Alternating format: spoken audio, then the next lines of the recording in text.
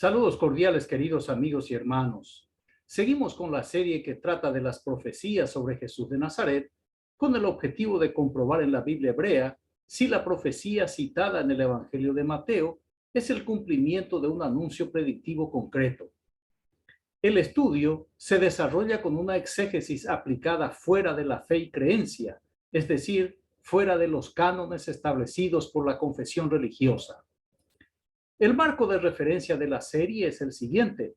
En primer lugar, la Biblia hebrea es un libro sociopolítico que interpreta desde la óptica teológica los sucesos ocurridos en los dos reinos rivales. Esto quiere decir que no es un libro histórico ni religioso, sino un conjunto de libros que juzga los hechos de ambos pueblos a través de una creencia religiosa caracterizada por la idolatría y el politeísmo. En segundo lugar, las predicciones de los profetas de la Biblia hebrea, como fue verificado ampliamente en la serie anterior, no poseen credibilidad alguna, en absoluto. En tercer lugar, el pensamiento de Jesús de Galilea fue: 1. El reino mesiánico estaba cerca y Dios enviaría a sus ángeles para eliminar a los romanos e iniciar el periodo de paz y prosperidad infinita en la nación de Israel. 2. El reino mesiánico es en la tierra de Israel, nunca en el cielo ni en el corazón de la gente, y que empezaría inmediatamente después de la intervención divina con sus fuerzas angelicales. 3. El reino mesiánico es para las ovejas de Israel, nunca para los paganos o para los gentiles, o como decía Jesús de Nazaret, no es para los perrillos. 4. El mesianismo es una ideología político-nacionalista para gobernar el mundo desde Jerusalén bajo el liderazgo del Mesías. No es un movimiento religioso, sino una acción bélica, como Jesús mismo aclaró diciendo: vine a traer guerra y no paz. 5. Para el pueblo de Israel, lo importante es la era mesiánica y no el Mesías. Lo que todos esperaban fue la era mesiánica, donde el Mesías podía ser cualquier judaíta. 6. La muerte de Jesús fue una prueba clara para los judíos que no era el Mesías, porque no trajo la era mesiánica, y con su muerte fracasó su proyecto libertario. 7. Jesús creía ciegamente en el éxito de su proyecto mesiánico. Mateo recoge su palabra en el capítulo 24, versículos 34 y 35. De cierto os digo que no pasará esta generación hasta que todo esto acontezca. El cielo y la tierra pasarán, pero mis palabras no pasarán.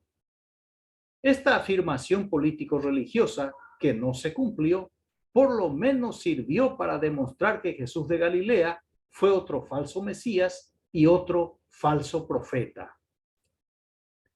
Finalmente, y en cuarto lugar, el evangelio atribuido a Mateo se escribió entre los años 80 y 100, copiado de Marcos y de la fuente Q, según los académicos. Sin embargo, estudiando a los padres de la Iglesia, hay fuertes indicios de que el autor del evangelio de Mateo haya sido Justino Mártir, el filósofo y teólogo romano del siglo II.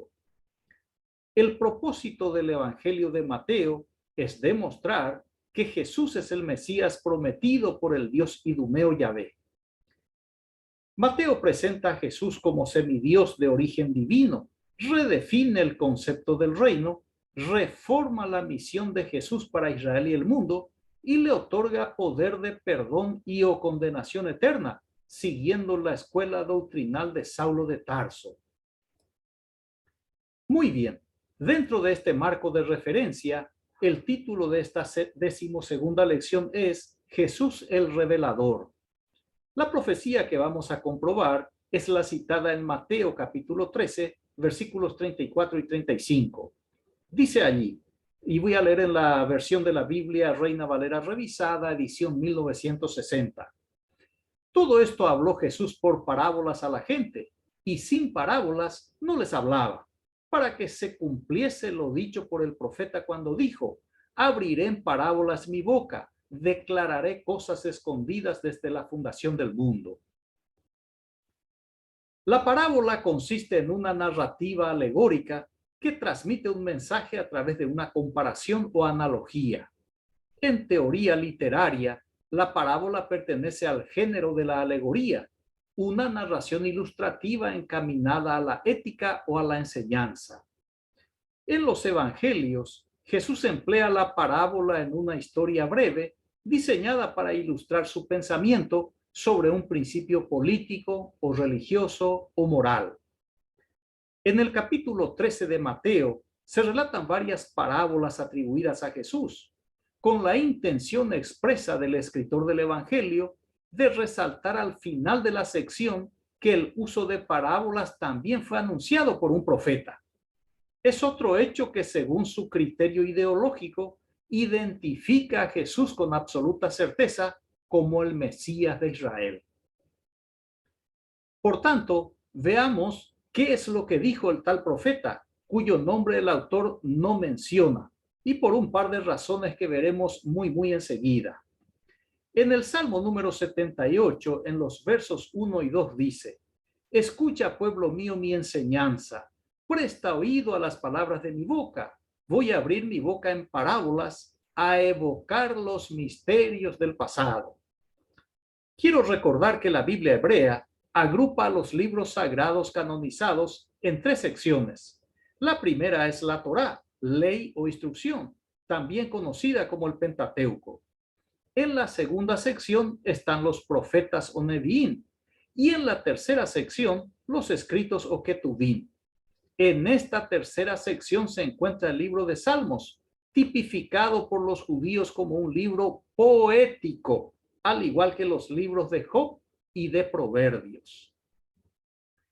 El libro de Salmos reúne 5 tomos de poesía religiosa hebrea y es conocido como el libro de alabanzas o salterio, porque es utilizado como el cancionero judío. Por tanto, el libro de los Salmos no es un libro profético, sino poético. Con esta aclaración, será fácil comprender el tenor poético del Salmo número 78, que en el verso primero expresa: Escucha, pueblo mío, mi enseñanza, presta oído a las palabras de mi boca.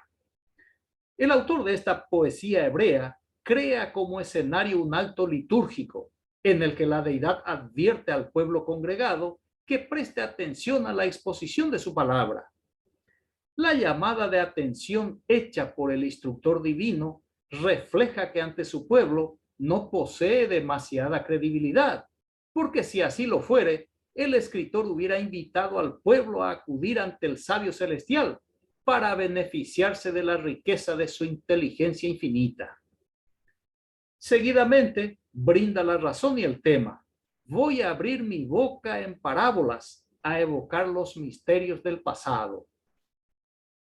El Dios del salmista, en su poesía, aclara que su enseñanza será a través de parábolas y que con ella pretende recordar a los presentes los secretos de antaño, los enigmas del pasado, lo antiguamente escondido. El encuentro está planeado por la deidad para que sea de instrucción, de enseñanza. Sin embargo, a renglón seguido, anuncia que será un culto conmemorativo para evocar sus hazañas legendarias que son conocidas por la concurrencia. Tal vez, y según el autor, esta sea la única manera de congregar al pueblo ante un Dios contradictorio, obligarle a asistir porque instruiría a la gente y luego realizar un culto recordatorio de las proezas divinas. En la poesía elaborada por el devoto salmista, después de la presentación hecha por la entidad espiritual, el pueblo responde complementando la propuesta divina. En los versículos 3 y 4 del mismo Salmo 78 dice: Lo que hemos oído y aprendido, lo que nuestros padres nos contaron, no lo callaremos a sus hijos. A la otra generación lo contaremos. Cantaremos las glorias de Jehová y su poder, todas las maravillas que realizó. Lo que hemos oído y aprendido, lo que nuestros padres nos contaron. Aquí el autor reitera que el mensaje es algo conocido por todos, que son historias que ya habían oído incluso que habían aprendido de memoria, porque la generación del poeta escuchó de sus padres a través de la tradición oral todos los cuentos legendarios que se habían preservado a lo largo del tiempo. De modo que la deidad no iba a revelar ningún secreto a su pueblo, sino que hablaría de temas muy bien conocidos por todos, con la única variante que lo haría con parábolas. Así que el Dios Yahvé en esa ocasión no tenía nada nuevo para ofrecer a su pueblo. La congregación imaginada en la poesía se compromete ante el hacedor de milagros de preservar los relatos legendarios, transmitiendo a sus hijos y a los hijos de sus hijos, y así sucesiva e indefinidamente. El compromiso expresa: no lo callaremos a sus hijos, a la otra generación lo contaremos las glorias de Yahvé y su poder, todas las maravillas que realizó. Aquí debo hacer un alto para concluir que el diálogo poético es entre Dios y su pueblo y nunca entre Jesús y sus paisanos. El salmista tampoco se refiere al Mesías o a la era mesiánica o a Jesús de Galilea. Lo escrito por el salmista tampoco es una profecía, sino una poesía, un escrito que refleja el pensamiento del poeta salmista en un determinado momento y que decide registrar como una obra literaria. Así de simple. Sin embargo, Mateo extrae una pequeña porción del Salmo número 78, saca el texto fuera de contexto y lo aplica a su Mesías para reforzar su ideología. Su intención es transmitir la idea de que en todas partes de la Biblia hebrea fue anunciada las cosas que hizo y dijo Jesús de Galilea. Pero su trabajo es una manipulación religiosa, un fraude nada piadoso. Muy bien, ya conocemos la versión de Mateo. Veamos qué dice su fuente original, el Evangelio de Marcos. Marcos capítulo 4, versículos 11 y 12. Y les dijo: a vosotros os es dado saber el misterio del reino de Dios, mas a los que están afuera, por parábolas todas las cosas, para que viendo vean y no perciban, y oyendo oigan y no entiendan, para que no se conviertan y les sean perdonados los pecados. Este es un texto desconcertante e hilarante, porque el Espíritu Santo del Dios Yahvé sigue siendo contradictorio al inspirar a su santo escritor y a su santo profeta Jesús el Galileo. Y lo afirma la misma escritura sagrada e inerrante, escritura inspirada por el 3 veces santo. Mateo 4:17 dice Jesús, o mejor dicho Mateo: desde entonces comenzó Jesús a predicar y a decir: arrepentíos porque el reino de los cielos se ha acercado. Note la contradicción entre ambas citas bíblicas. Uno se pregunta: ¿qué se proponía el supuesto Mesías de Israel? ¿Aclarar o esconder? ¿Darse a conocer o esconderse? ¿Asumir que es el Mesías o seguir en secreto? ¿Revelar a su Dios o esconderle? ¿Aclarar las verdades del reino o ocultar para que nadie perciba, ni entienda, ni se convierta? Con estas vacilaciones y contradicciones, resultaría imposible creer a Jesús y seguirle. Todo indica que Jesús no estaba convencido de la supuesta misión que había recibido. Por eso, su discurso es más político que religioso. Con razón, poca gente creyó en Jesús. Pocos le siguieron y todos le abandonaron, y terminó ejecutado por los sacerdotes de Jerusalén. Pero a este hombre, irónicamente, le llaman el camino, la verdad y la vida. Escuchemos a otro evangelista, Lucas. Lucas en el capítulo 8, versículos 9 y 10. Y sus discípulos le preguntaron diciendo: ¿qué significa esta parábola? Y él le dijo: a vosotros os dado a conocer los misterios del reino de Dios, pero a los otros por parábolas, para que viendo no vean y oyendo no entiendan. Jesús era incomprensible, al igual que el Dios Yahvé, porque si sus propios discípulos no comprendían a su maestro, menos el pueblo que no tenía tiempo para perder, escuchando a un líder contradictorio y sectario. Además, Jesús era un agitador que predicaba contra el pago de impuestos a Roma y un conspirador que pretendía convertirse en el rey de los judíos. Así que la gente tenía un par de buenas razones para no andar cerca de Jesús de Galilea.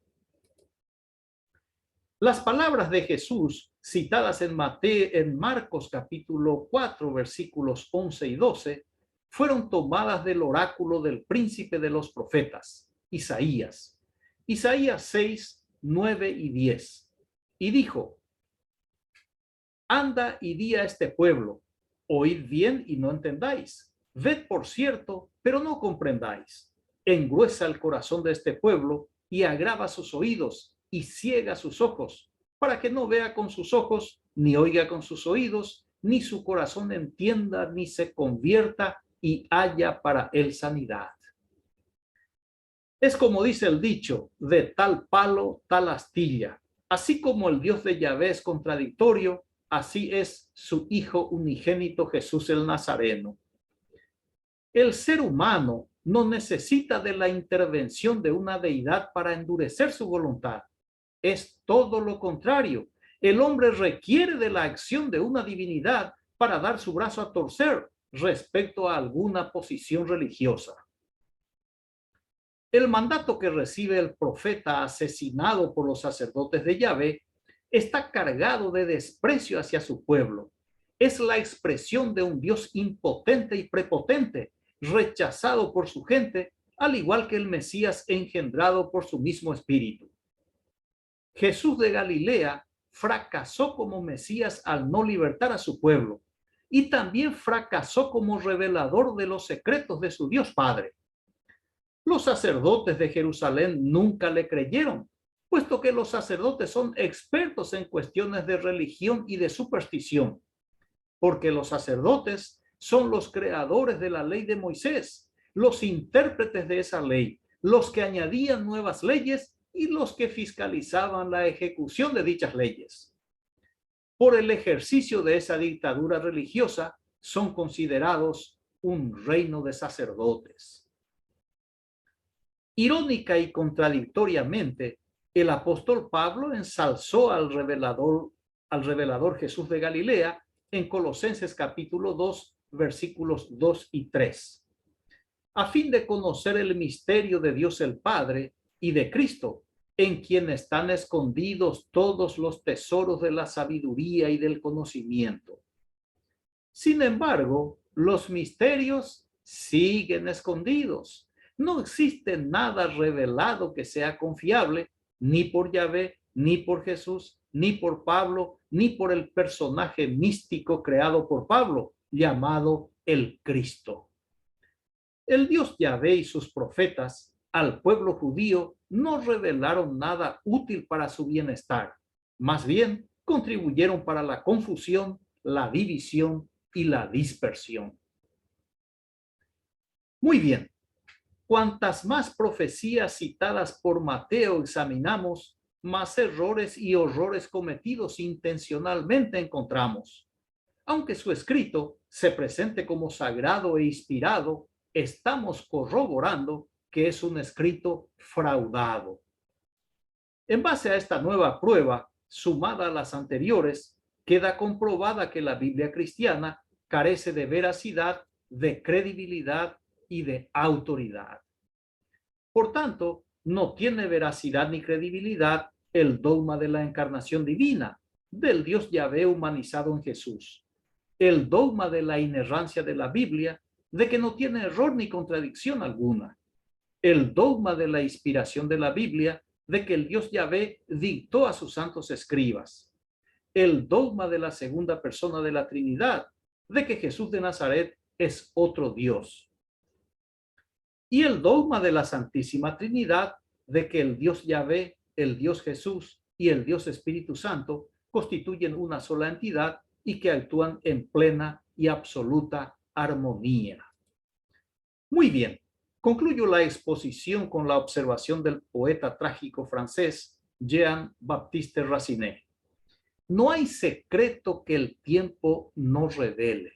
Reitero, no hay secreto que el tiempo no revele. Agradezco su amable atención. Reciba un fraterno abrazo y hasta el próximo estudio. Gracias.